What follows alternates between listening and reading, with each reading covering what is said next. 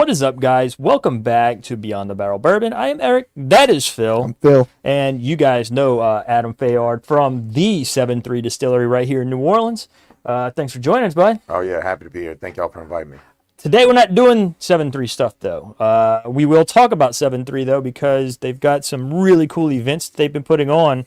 As a matter of fact, Phil and I will be there tomorrow. Tomorrow evening, they've got a tasting. I'm going to let you elaborate on the tasting.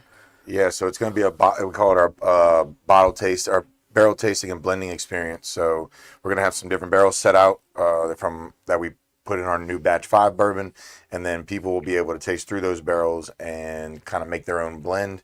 We'll vote on those, and then whoever wins going to get a little prize at the end. We'll try and see if we can use that for the next batch, or take that idea or that flavor profile and see how we can use it. But yeah, it's just like it's going to be educational and fun. Going to be a good way to taste our stuff and kind of get hands-on with what we're doing. And I think everybody that paid and is going gets to go home with a bottle, right? Yeah, everybody's going to have a gift certificate for a batch 5 Bywater bourbon. It's still kind of sitting in barrels right now. We have yet to dump it, but you're going to get a free bottle with that. You'll get a Glencairn, a hat to go home with. Those hats are sick, by the way. Yeah, the hats are awesome. I'll wear them all the time. And yeah, I mean, we're looking forward to it. This is going to be our first iteration, so it may evolve a little bit as we do more of these and kind of get feedback from the guests and see what works. But we're always happy to have people coming in and tasting our product for sure. And we will be there live tomorrow. We'll be at the distillery tomorrow from 4 till 6. I think we're going to be there shooting a live show. 4:30? Yeah, that's right. We'll be there. We'll start live around 4:30. So if y'all are in the area and want to see us, come pop in and tell us hello. Come see Adam for sure. Adam will be there. I think we're going to have Luca jump on the show with us tomorrow. Yeah, we're going to taste through some experimental barrels, some different things that we've tried. Okay. Along with some single barrels that we have set aside. Kind of want to get y'all's opinion on it, see what you think. We're going to bring our barrel top so he and Luca can sign. Reminder to people that haven't checked out the Smoke Eye Hill video yet. They still got a little bit of time. Yeah, before we make a comment selection. their favorite below the radar whiskey in the comments of that video. Get a sample of the Smoke Eye Hill. Maybe something else. Maybe. I don't know. But that's still, we still got another couple days. We'll leave it up a week. We'll leave it up a week. We do it. And maybe we'll next week on one of our lives next week we'll announce what we're going to do. Adam, so I know Adam's a big Dusty collector. We also know another guy, Jeff, who's coming on the show at some point too. He's also a big Dusty collector, but all Dusties, no Crusties. All Dusties, no Crusties this time around. So Adam brought some Dusties for us to try. What all did you bring? So what I got here is a collection of some different things from the early 60s, late 60s, 70s, and 80s. So we have some Windsor Canadian from the early 60s, some Old Taylor from 69, 1970s Old Crow, and then some 80s Beam Japanese release 5-year-old. These are all, I've acquired them in different ways, some from estate sales, some from Neat Bottle Bar in Louisville. If you've never been to Neat Bottle Bar, definitely check that out. My opinion, is the coolest bar on the planet. They also have a bottle shop next door that you can actually buy bottles. That's where I got this one. I think my cousin got some cheesy gold foil from there. Yeah, I mean, they have, you walk in, the amount of indifferent stuff that they have, from some pre-prohibition all the way to fairly newer stuff that's been out 5 or 6 years, but very highly sought after. It's just really, really cool. And then if you want to try something, a lot of times they have it by the pour next door at the bar, which is awesome. You get pre-fire Heaven Hills for $10. Dude, that's crazy, man. Yeah, it's wild. Let's see how they made whiskey before my dad was of drinking age. Oh yeah, right. And yeah, I mean, stuff before my mom was even born. I mean, that's pretty awesome. Yeah, I mean, what you're gonna get here is a good palate education on different things that you won't taste in today's whiskey for various reasons, be it the age of the barrels that they were aging in, the type of corn that they were using, the different yeast strains they were using, just the overall barrel conditions on how they were cooking things. It was just a totally fundamentally different than what they're doing now. Things now are a lot more automated, a lot more production driven. They were trying to pump out as many barrels as they could back then, but they didn't have computers there. Right. That kind of built-in technology. Just a lot more variation. A lot more variation and a lot more older seasoned wood that imparted flavor because those barrel sugars got really, really compacted and, as they aged, and that you see it in the whiskey. So you're in the whiskey industry, right? And we've talked to a few people like this. Do you feel obviously what they're putting out now, I would think in by logic, right, would be a far superior product on the simple fact that, oh, this turned out perfect on my computer. I see everything that went into it. I can reproduce this every single time for continuity purposes, right? Right. But there's something about the stuff from back then. I think that's what Phil and I were talking about this today, and Phil brought up that the Sinatra Select Jack Daniels is supposed to be what Frank was drinking back in the 50s or whatever he was drinking it. So it's like, can y'all, as you know, as a distillery, is that something that y'all would be able to do? Say, hey, they were doing this, let's experiment with it like that. So number one, the stills have gotten just a lot different now than what they're using back then. The method of how they heat up the stills is fairly close to the same, but it's, like I said, it's all automated now. There's a lot less, fingerprints on the whiskey. A lot of it's just straight machinery production facility.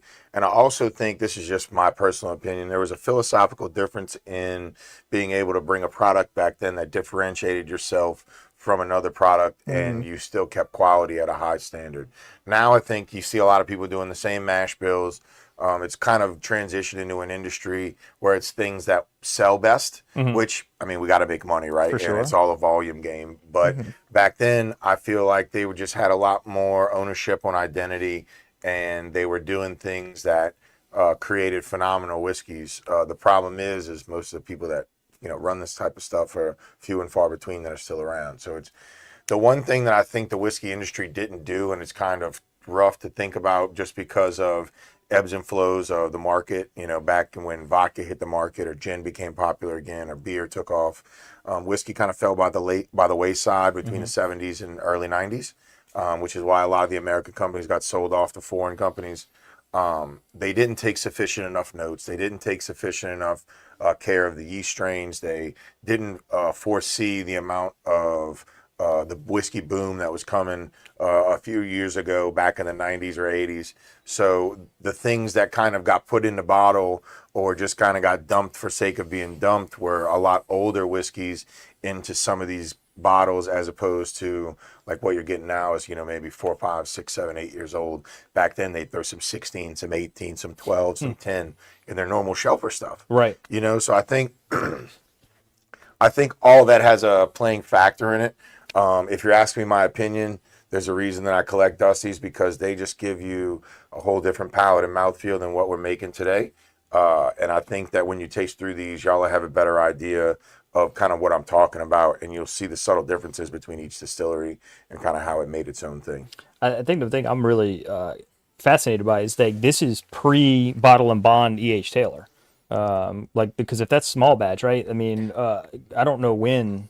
Phil? I'm fascinated by you're the ready Old to drink. Crow. I know. Phil's ready to drink. I had a handle of we can get Old started. Crow for Spring Break 2005 because it was the cheapest liquor I could It get. was like $6, wasn't it? It was super cheap. And I'm interested to see how that Sweet. possibly tasted when it was good.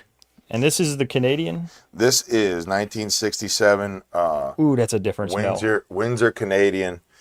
So back then, Windsor Canadian and Canadian Club were like two of the biggest names. I got this. I peeled it out of a gift box that it was still in when I got it. So it is 80 proof. It's all Canadian whiskey. I mean, when you taste this is not. This is not your dad's Crown Royal. Dude, this is back. This is It giving smells me like straight butter and brown sugar. This is giving me that like toffee butterscotch Oh kind my of goodness! syrupy That, note. look at the viscosity of it. So I actually got 2 of these bottles. I got one that's unopened that I've just been sitting on. And the crazy part is, I don't dip into it very often, so it's cool to always go back to it because it's very good, but it's very different. I mean, and the other thing is, like, think about this. This bottle probably in the '60s was like $10, Not even. right? And now you're not going to find that for less Gotta than $100. take inflation in account, Yeah, man. not even $10. $10. You're probably looking at $8, Maybe our $8 to $9. Yeah. Our $10. Cheers, Cheers, fellas. Adam. Thank you for bringing all this. I missed Phil, but There you go. Thanks for bringing Yeah, these, this man. is- No problem. This is really cool. This is like a toffee butterscotch syrup, man. Jeez. I mean, the legs on this thing is so thick and viscous. Man. That is like, Translates into that burnt sugar caramel note. that's what it tastes like, man. It's like, oh, Lord. It's almost like you're drinking straight candy, It's like Yeah. dessert, dude. This is like like caramel, caramel. candy. No such thing as caramel. I'm gonna vote with caramel too. Woo-hoo-hoo. I see. I got the industry expert on my side. No, I just Although Bardstown. Bardstown didn't side with you on that. Yeah, but they're from up north, man. That's different. yeah, that's You don't phonetics. have a clue where they're from. I know exactly where they're No, from. you don't. They You told us where they were from. You don't know anything. I know everything, and don't you forget it. Man, So yeah, this thing is. This Oh, thing's man, serious. it coats the mouth. It tastes like the nose. Like It sits on your. It sits on like. Let me see if I can get a description. Like I mean, look at that. I haven't even swirled it, and they still got legs on this thing. dude, that is insane. And this is early 60s? Yeah, I think 60. It's either 63 or 67. I can't remember. Man, that's 63. That's older than my mom. Yeah. that could sit on your palate Not that my mom's old. My mom's not mom. You're not old. all day with like no burn. There's zero. Whatsoever. I mean, I know it's low proof, but like I don't taste any ethanol. Yeah, a lot of times None. when you get low proof stuff now, it tastes super thin. Yes. Like, so watered down. This still keeps its body. Yeah, this is like I'm drinking like Man, you this put dude's gonna get me into a dusty collecting addiction. like you put Oh, welcome to the money pit. Well, dude, we're in Bourbon, man. Hey. It's Yeah, but Dusties get outrageous. quick. I used to Quick. make these kind of I guess they were pecans that I would put caramel on and throw them in the oven. It's kind of giving me that I caramel can like get kind it. of I can get a candied pecan out of this. A candied pecan. yeah. This is Well, y'all throwing around all kind of isms today, huh? this don't taste Well, like crap. so my problem is I've always said pecan my whole life, and then as I got older, I started saying pecan just to troll, Mm, and Oh. it turned into a habit, and now right. I just say pecan. right. I mean caramel. That's no such thing. There's no such thing as Pecan is pecan. actually a correct way to say. For if you look it up in the dictionary, caramel is a correct pronunciation as I well. don't care what you say, So and I don't care what dictionary you subscribe to. So, that one was what y'all think? are we tipping? Do you Yeah, need sure, to, tip it. do you need to ask? Lord. Yeah, we're tipping. I don't know what that means, but yeah. I don't know how Just to. our I know, but I don't know y'all scoring scale, so I'm. I mean, it's 0 to 100. Average falls somewhere in the mid 70s. no, Okay. average whiskey is 50. Our average, because we don't drink a lot of average whiskey, is somewhere in the mid. Okay, that's fair. Okay. So where's this land? I'll say let's do it. Let's do You don't have to put a exact number on. 1 to 100, but let's rank it on a 100 proofer scale of 100 That's fair. proofers. That is 100 fair. proofers or less. This is up there for me, for sure. Yeah, this is. I mean, this is. I'm gonna get the water out of I here. don't even. I'll it's- go. Yeah, I want to hear your baseline because it's hard for me to pick a baseline on this because it's. I'll give you my thoughts. I think it's an 80. I think it's above, better than average. Is it Yes. the best thing I've ever had? No, but like somebody served me that, I'm gonna thoroughly enjoy it. That's kind of every where I'm time. at with it because it's like it's not. 100 proofer but lower scale. I was thinking in the 81, And I was somewhere in that 79 to 81 range myself. but I'm so scared to drink something and like it, and then have to rank it 100. Yeah. no such thing as 100, right? Oh well. You know what, dude? I can't wait to try the other one, and I'm gonna rank it a million tips. You've already done that. No, I haven't done that. You've already That's a done that. It's rookie- on that's a film. rookie let's tip just- score, let's go bro. with the beam No, action. I haven't done that. Your buddy did that. No, I said you did it. No, you Eric did- loves Jim Beam. So Yeah, but I feel like that's gonna be a different Jim Beam. this is 5-year-old Beam.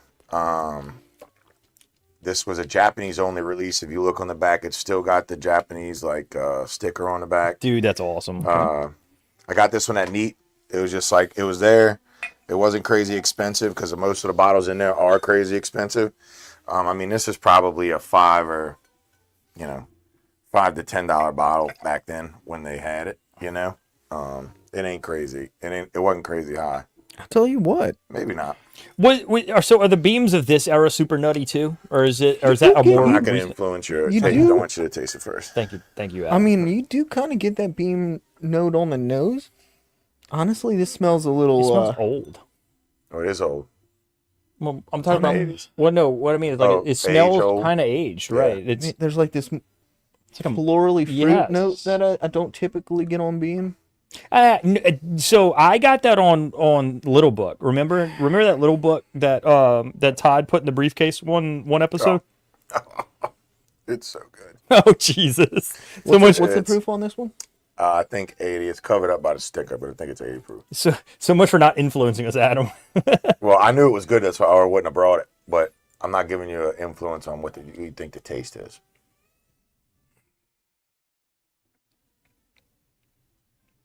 It's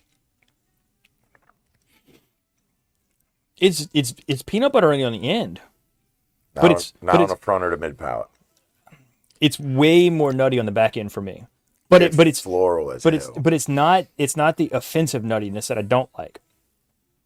So what I find is it's not the nuttiness that bothers me with Beam in general. It's the ethanol Then on you the should love Knob this. Creek that I don't. Yeah, no, I actually like this. This is actually pretty good. I get botanical floral notes on the front of my Right palate on the front. so hard. Mm-hmm. Almost like today. It hangs around a little bit too. That floral note. Yeah, it's dancing on my palate. It's definitely complex. Yeah. For what, a 6-year-old? 5. Yeah, I think I paid $79 for it. Neat. it's you know. crazy to think that like that's $79, right? But it's like that's better than a lot of $70 bottles you'll buy today. No doubt. That floral That's note better I than get on the some nose $100 bottles you'll buy. definitely translate into the palate, and that's not something I typically gonna get on today's Beam products. Mm-mm. I can definitely see the Booker's influence. I'll tell you what Beam bottle we got in here? The 7 the 7. that people I Bakers. don't like it. Or the seven? Black 7. It's right behind you. right behind you. Yeah. The new one. So this I don't. is younger, Yep. And smokes that. crushes it, Smokes it. So here's the thing. Another thing too is I feel like crush it. flavor protein goes back to my philosophical differences of what people are doing now and back then. Now people are going for like that 90-mile-an-hour fastball of I want brown sugar, caramel, double oaked. I want all those quintessential characteristics that they know are going to sell. When you taste these, the person who was blending them really took a masterful job in how can I differentiate myself and make a delicious whiskey. And that's why you see master blenders that are really kind of profound or really kind of doing their own thing in the industry that really have a grasp on self-identity when it comes to their brand, but also differentiation from other people and what they're doing, that they can forge their own path with really cool releases and really different finishes and really cool blends that kind of translate. And I guarantee you every blender that you go talk to that knows what they're doing has a vast knowledge of what the older styles and these older whiskeys, like you'll see like Dan Calloway in his vintage library in Bardstown. I've been to Neat and Bernie Lubbers from Neat's in there. John Waddell from Peerless is in there. And they're drinking these old, dusty, amazing whiskeys. So they're chasing that golden ring just like, anybody who, like I am when I'm tasting and we're tasting our blends, like I'm chasing like these ghosts, trying to see how we can replicate that in what we're doing now. All right, so like I know you say they're chasing after the caramels, the brown sugars. That's more from the sales and the marketing side because they know that's going to sell. How much of that is saying, oh, the tasting notes are this, and that, even though they're not? I think mash bills have a lot to dictate on what those characteristics are going to do.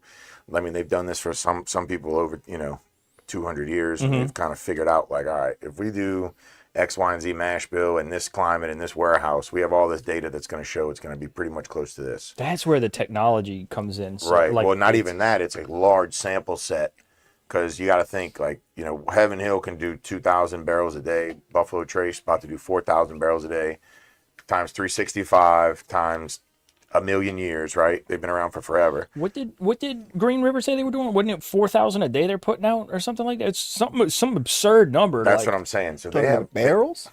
yeah. Yeah, They it have was Was it 4,000? it was up there. I thought for some reason the number 4,000. I thought it was 400. I think it's yeah, probably 4,000 between barrels. well, probably between Bardstown and Green River. well maybe that's No, what she's just talking I, about Green River. I mean, 4,000 is That's what Buffalo barrels a Trace. day. So That's what- maybe it was a week or something like that. I'd have to go back and so if y'all remember, put it in the comments. I don't. It was a remember. lot. That's all I remember. It was a lot, but it's like it's amazing that they can lay that much up that rapidly. But I don't think it was 4,000 a lot. But Buffalo Trace with their new still that they're supposedly inputting, or another distillation site. They'll be doing 4,000 barrels a day. now, one thing I Insane. Well, I feel like I'm learning about these Dusties is that I like is that they're seeing how much flavor can we get out of this here comes Phil's favorite. 80, 90 proof whiskey. Right. Today, like they're like, How much proof can we well, get? let's put like we get 130 proof, Right. 120 proof. This Yeah, is it like, needs to be hazmat, which there's a market for that, right? Like people like oh, I drinking love the proof. higher proof. Oh stuff. yeah. Exactly. But at the end of the day, it's like Ooh. Oh, I'm gonna tip the Jim Beam in 83. 83. Okay. I'm gonna. I like it a little more than the Canadian. I think I like the Canadian a little bit more, so I'll say 78, but it's still close. was a Actually, little- to me, I said 75. I really like the Canadian. The Canadian was a little. You said 75 on the beam. Mm-hmm. Okay. It's good, but it's didn't have the flavor punch. It didn't. I thought the flavor hit me a lot. This danced a lot more on my palate. Right. It had more flavor, but it was a little too Well, candied for Adam, me. Adam, you might be able to settle this for us. Like we've had a debate in our This one group. smells good. This does smell good. We've had a debate in our group about. I have a theory, and I think my uncle's on the same page with me with this. That for all the people chasing like Weller 12, Eagle Rare, stuff like that, right? Like your regular bottles that were super easy to find 5-10 years ago that can't find anymore. Because of the bourbon boom, which happened about 10 years ago at this point, right?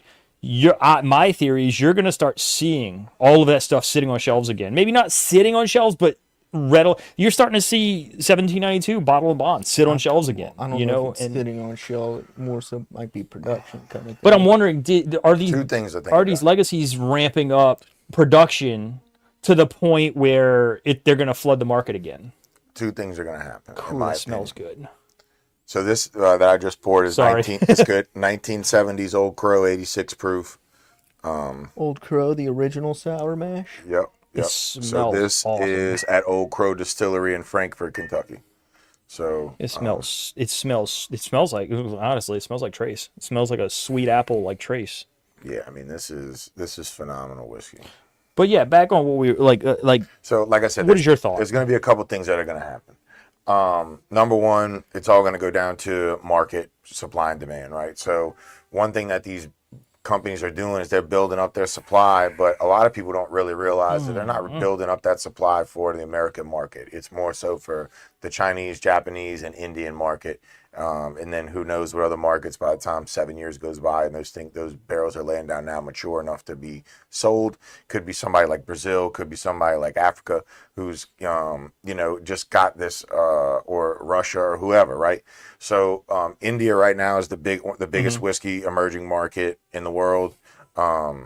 There's no, like you've seen that Bardstown, you showed me that Bardstown Amrit earlier. There's no mistake that somebody was researching and thought that was a great idea just because of what it is. I think Amrut's the biggest Indian distillery. It is. It's So the name in Indian Yeah, single I mean, malt. it's like that. It's like the Trace Exactly. of India. So Indians This is awesome. Indians like bourbon. They're really big fans of our whiskey. They're going to be buying up a lot more in the future. So they're building out these barrel warehouses and different things to feed those foreign markets. So in my opinion, I think you're going to see things that are going to be a little bit more readily available, but I don't think the prices are going to come down very much. It's I not think you'll see a correction, but it's not. I think the days of seeing BTAC on the shelf at 150 are forever gone. No. You know where you're going to see the correction first is the secondary market. Yeah. even then, your prices are going to drop a little bit, but like, you're never going to see a Pappy for less than $1,000. Like it's never going to happen. You don't think though? Like Nope. even with the ramped up production? No, it'll never happen. It ain't a production thing. They can artificially. Well, I feel like they're artificially, allocating Is stuff. this a step up improve? 86. So 86 points. Do you not smell trace on this? It tastes like trace. Like this, it tastes. This is my favorite nose so far. It's my favorite palate so far. This is rich to me. Dude. This is The legs on this are this incredible. tastes like a high end trace product, and I hope I'm not offending Old Crow by that. But Well, Old Crow, I think this is in Frankfurt, so it might have been. we're going up in tips again. This is my favorite one so this far. is definitely taking the win for me so far. This is definitely better than my Spring Break Old Crow. I don't know. I know there's a lot of people who know the history behind it. I haven't delved that deep into what distilleries own what or when they owned them or whatever. I know that if the whiskey tastes good, I'm usually a big fan of it. That is just sweet I'm apple. getting the oak on this one, man. I get oak and sweet apple, and that's what when I get that sweet apple taste, I go straight to Buffalo Trace with it. I get cotton candy. That's on what I this get. or on this okay. I could see that, Yeah, I get sweet cotton candy. but there's definitely a sweetness. There's a richness up front, but what I like about it is that oak comes in and kind of cuts it down so you're not getting overwhelmed with like any sweet richness. right. It kind of balances it out. Oh, it's And that's what I was missing with the Canadian one, I think. I is feel that like this is Just straight sweet. Right. Yeah. I feel like this is an extremely balanced pour. I think Yeah. they did a really good job with this. Yeah, this is my favorite one so far. Sweetness on the front, oak in the mid palate, and then I get a little bit of spice, ethanol burn on the end. Not in a bad way, not like it's burning me up, but I get it. You know what I mean? Which is, you feel like you're sipping whiskey at that point, as opposed to Phil's point, the Canadian, where it was like syrup. Syrup. I was gonna say it's like syrup. Which This, I loved it. Don't get me wrong, but there's a place for it. yeah, this one I'll give a 91. Yeah, so I'm in the mid 80s for sure, maybe high 80s, like 85, 86. This is my jam. This is the kind of shit that I really I like. could drink this all day. Yeah. I mean, but the problem is you'll never find it. No, I mean, it sucks because it's like once it's gone, it's gone. it's gone, brother. I'm going 88 on this one. Yeah, so we're all right around the same. That one was my favorite so far for sure. That one was like Which is weird. I'm sensitive to ethanol and I don't get it. the fact that I I don't got get a lot of ethanol in this. It's that not much ethanol complexity? as like a Oh, you're harsh. talking I'm about just the getting burn. like some burn spice Okay. that's livening up my tongue that I really like. Okay. Yeah. it's kind of like I think I get what you're saying. Like I get that kind of like tingly note Yep. on my When I Palate think there. ethanol, right, and this is sound really terrible, but like certain Knob Creeks I drink, it tastes like I get rubbing alcohol, like pure. Some of those single hell is barrels that are not music, mine. man? No, man, it's bad. It sounds like you're playing a Halloween CD. It sounds like funeral. Walking music. through the haunted mansion right now. Whatever. That's not actually my favorite ride. Which one? Haunted Mansion. Oh, I am a fan of the haunted mansion. Yeah, right dude. now. I go get me a God, pickle. I'm sad that Yeah. that pour is gone. I go get me a pickle. I eat my pickle.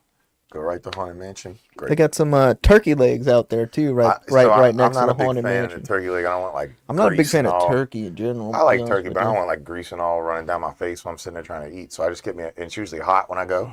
So I get me a nice cold pickle right out the ice chest. Now, if they did duck legs, Oh, you're a duck guy. oh, I love duck. Duck's good. To me, My duck buddy is a still- top 3 meat. Period. Yeah. My buddy just went to Beam. They did a barrel pick at Maker's Mark for Whiskey and Ash. That's going to be coming. And they went to Beam also, and they got these duck poppers he sent me a picture of at the Beam kitchen. Oh, they look good.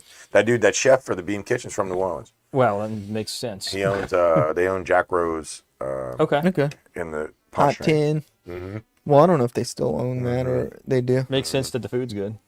I mean, food coming from New Orleans, Oh, man. Eric. So What? this is the one I know. I'm looking for. I'd be kidding myself if I wasn't 1960s Taylor, super man. excited about this one. This is the one that most people look forward to. I mean, I'm a Taylor fan in I'll be general. honest, it's going to be hard to beat Oh my God. the Old Crow. I know this. I don't know. Haven't man. had it yet. I'm So this- sniffing I know on it. you. No, I'm not. Look, I'm not. You've already determined before a cork was popped. That's false. Or There's a no screw none of returned. these have corks, man. Come on. You had a favorite. Well, yeah, of course. So this one's really interesting. Which is odd because I'm not a Trace. I'm not generally a Trace fan, but I like Taylor. it's also pretty cool because it's got the New Orleans tax stamp, Oh, 4/5 that's quart awesome. tax stamp on the front. So that was one thing that I thought was pretty cool to learn too. It's a 4/5 quart before they changed this to milliliters for international sales. So this is a 4/5 quart bottle. So it's a 700 then. No, it's actually I think it's less than that. Are y'all gonna make a switch at 7.3 to 700s? Rich. Maybe. Because But it seems that's- like everybody's that's not doing that now. That's not a well, that's for international sales. That's not and up until a year ago, Louisiana wouldn't even allow 700 milliliters of alcohol to be sold in the state. Well, It had why to be we couldn't get That's the why we Jack couldn't Daniels. the Right. JDs, right? Right. So eventually, maybe it's not in the immediate cards because Okay. we're trying to build out our local market Yeah, before we I go was like, international. all you distilleries with 700 mils, man, y'all are robbing us of like two and a half pours, and it's really irritating. yeah. So, Luckily, that's not us. We're giving you more bang for your buck, more value for your money. so is I don't think this is Buffalo Trace, Rich, is rich, it? rich. No, so this is Old Taylor Distillery. Okay, so this is Yeah, so so this is So- Old Taylor. So it's not bottle and bond. It's 86 proof. It's not a lot of. To me, I when don't- I smell this, it's what I think of when someone says, "I want a bourbon." yes. So this is the current Castle and Key Distillery. Well, Yeah. that's unfortunate what happened.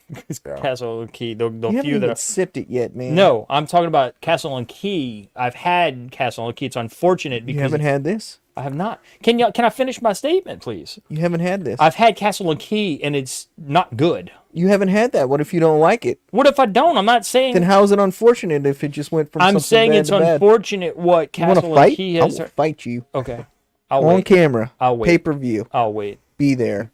I'll wait.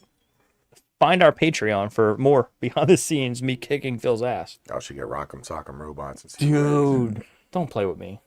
That'd be a good live. This a Rock'em this a Sock'em. Whoever rich- gets their head knocked off has to take a shot of something Malort? terrible. Malort? Yes. I will that take Four was- Queens, that- but Eric likes I it. do like Four Queens. That is Malort could be the decide. God, that stuff's terrible. With the Malort or the Four Queens? I never had Four Queens, but if it's anywhere close to Malort, It's I not. don't so want it. so Malort is a It's joke. 80% neutral grain spirit. I don't want that. I know, no, you don't. So Malort is a joke. It's a gag thing. No, man. Oh, it definitely makes you gag. See what I mean? Yeah. And I guess that's where Helps the you term digest. I think that's where the term gag gift came from. So this is super sweet. It smells very decadent. Very decadent, but still not overly sweet like the Canadian. I feel like it has a lingering mouthfeel a la the Old Crow, but just a different flavor profile. That's very good. That is oaky. That is very good. That is creamy and that is oaky. That was, honestly, I do. I was expecting it to be more rich. I than don't it find was. it. It's not very mouthfeely. Like it's not Oh, I very. think this is creamy. Yeah, man. it's very. No, what I mean mouthfeel. by that, it's like it doesn't. It's not blowing my palate away. You know what I mean? Like it's Yeah, I it's get what you're it's saying. extremely soft. This Like, Very soft. and I probably said that wrong. Like what I mean by mouthfeel, it's like it's not punching my mouth in the throat, right? It's- Yeah, it's not a flavor bomb. It's not a flavor bomb, but it's like you said. It's super creamy. It's very soft. It's very delicate. velvety. Yeah, velvety is a great description of it. To me, this tastes the oldest. Also the most approachable. Mm-hmm. Like you said earlier. Like if somebody's like, "Hey, what's just a good bourbon that I'll never get again?" Here's a good bourbon. So Like, you know what I mean? This is, I mean, nothing like Current Taylor. No. Nothing like it. No. I mean, this Current Taylor is way thinner. it's way thinner and way proofier, right? Like Well, I mean, you get- you jumping up from 86 to 100, yeah. but at the same time, you're not increasing the mouthfeel. You're not increasing the flavor profile. I don't feel. I think this has got those sweeter notes, but still keeps the character of a quintessential bourbon. This is superb. Yeah, it's Kind of really getting good. that. Do you get that hint of trace sweetness on the back end of it, even though it's not trace? No. I mean, what I'm noticing I'm getting is like this kind of effervescent, like almost like root beerish kind of note up Almost like front. a root beer that where all the carbonation went out of it. Yeah. Kind of like a mug root beer. And then it transitions to an oak for me. And if I get oak on something, I get the oak on the nose big time. Oh, that the- lapel mic's gonna pick that up good. Anybody who's not aerating their bourbon should. Just like you drink wine. You introduce some more oxygen on your palate. You'll taste the bourbon way better, in my opinion. I'm not a professional. I just work here. this and the Crow are close for me. Mm-hmm. They're a lot closer than my preconceived.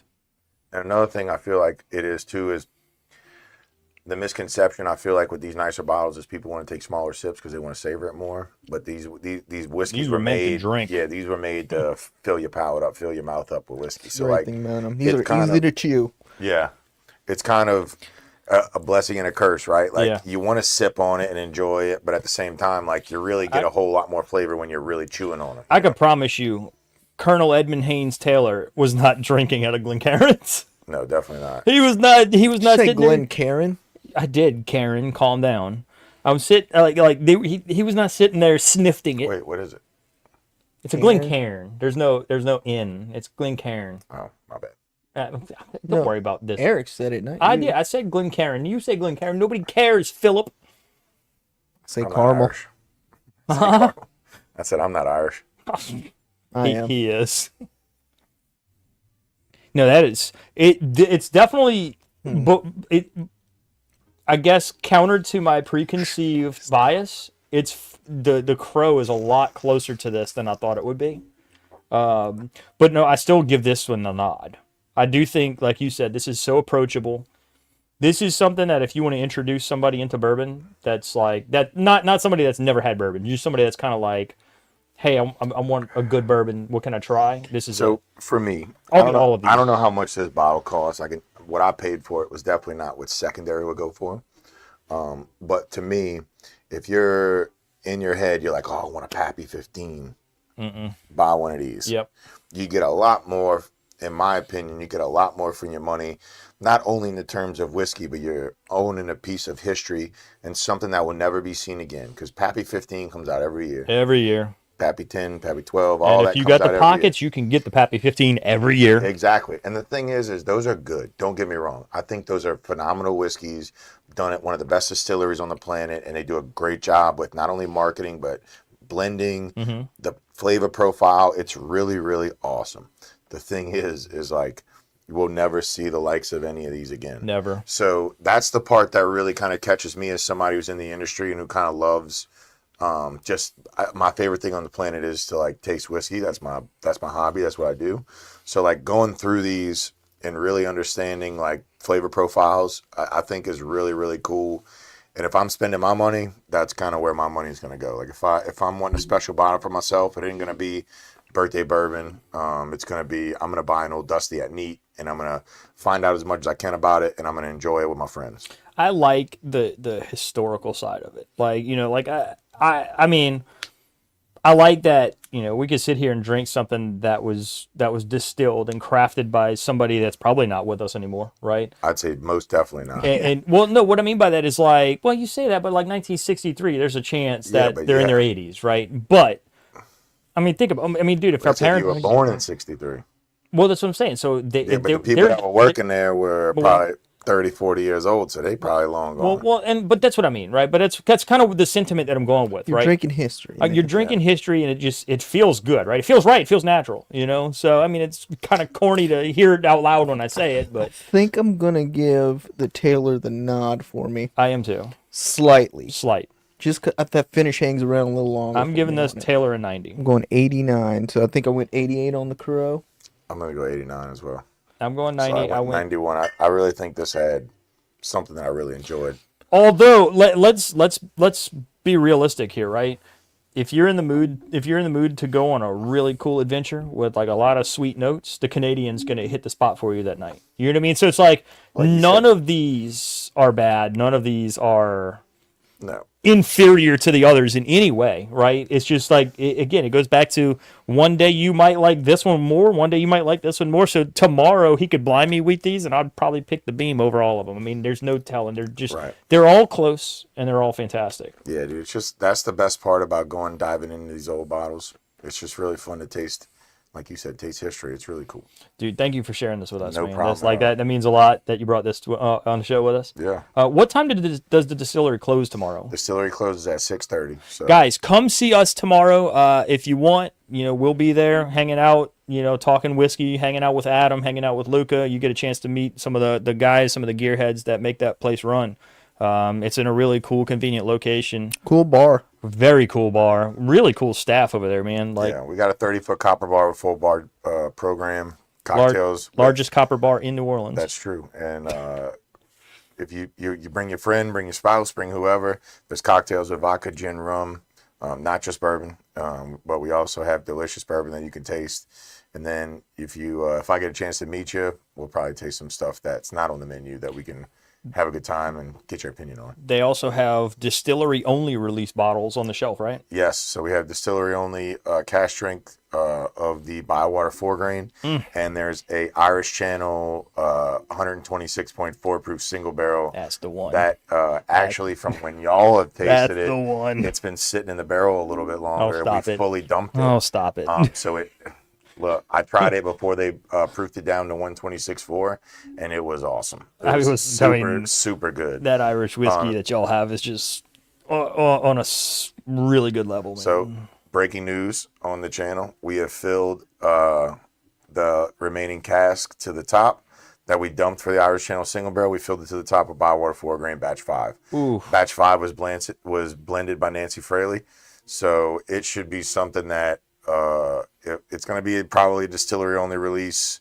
Very excited to get that in some people's hands. Really looking forward to seeing what people think on that one when it comes to the cognac release. That's going to be awesome. Phil, you got anything else? Oh, you got a coaster somewhere? Do you have a bottle cap somewhere? Don't you have a bottle of water over there? There you go. Nope, guys, nothing else. Jesus. Guys, listen, again, I know this is kind of last minute, but if you're getting anything out of this, hit the like, comment, subscribe button. It really helps us grow and helps us deliver really cool content like Dusties and Adam Fayard here. Adam, thanks for joining us. Phil, as always, thank you. I'll let you go ahead and sign off. We will catch you guys tomorrow at 7-3 Distillery. Come see us 4:35. Come see us at 5. Yep. Come see us at 5 tomorrow. Like, subscribe, unsubscribe, resubscribe, there you comment, go. and then resubscribe. Make sure y'all follow and like up on 7-3 Distillery too. Oh, yeah, we're available TikTok, Instagram, Facebook. There you go. All right, Phil, throw something at the camera so we can be done with this awesome episode. Phil out. Peace.